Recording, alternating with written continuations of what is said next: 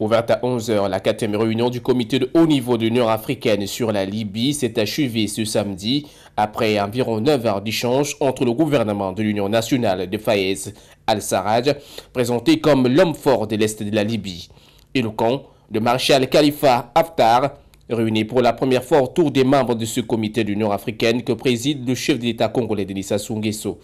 Est également présent à ces importantes assises le président de la Commission de l'Union africaine, le représentant du secrétaire général des Nations Unies, le secrétaire général de la Ligue arabe, ainsi que les membres du comité du dialogue libyen. Bien que représenté, l'absence du général Haftar s'est faite remarquer.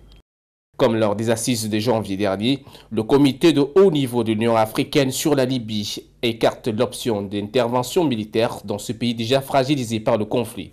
Il appartient aux Libyens de voir dans quelles conditions ils pourraient associer d'autres parties libyennes qui ne sont pas présentes dans cette salle, les associer au dialogue.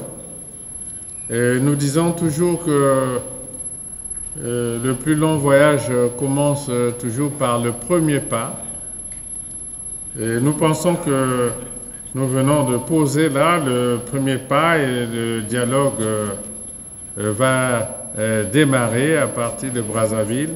Tout en invitant les Libyens à privilégier le dialogue inclusif et à rejeter toute ingérence extérieure dans les affaires du pays, le comité demande à la communauté internationale de ne pas ignorer la voix de l'Afrique.